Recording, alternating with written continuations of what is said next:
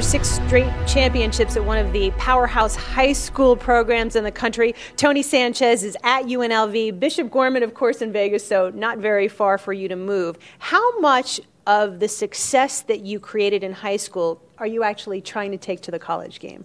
Well, I'd love to take all of it. I mean, we got a big task ahead of us, and obviously you get these opportunities because there's been a little lack of success at UNLV. And we got to create some consistency, and we're excited about attacking it. But we definitely want to bring the bones over of what we did there, and obviously attack it at the college level. And I got some great assistants around me, so we're excited about it.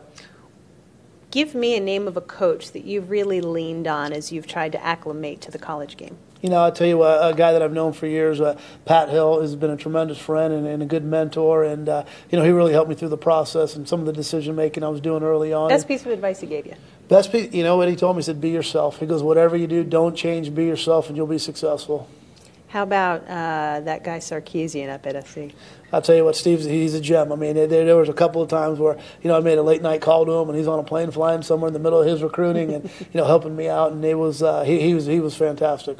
Blake Decker is the returning quarterback. What do you see in him that leads you to believe you can find success with him behind center?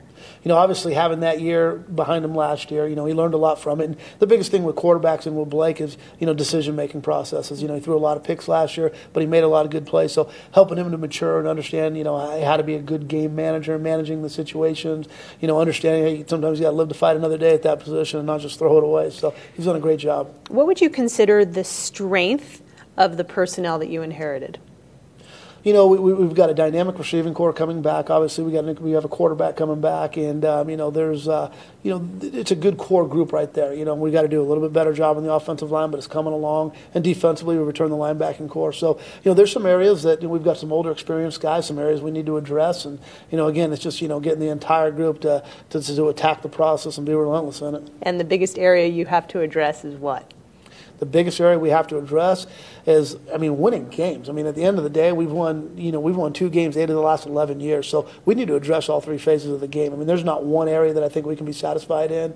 And I think this, the understanding and the reflection of, hey, we're not where we need to be as an entire organization and everybody. I'm talking from our trainers to our strength and conditioning coaches to, my personal assistant to our players. We all got to walk a lot faster.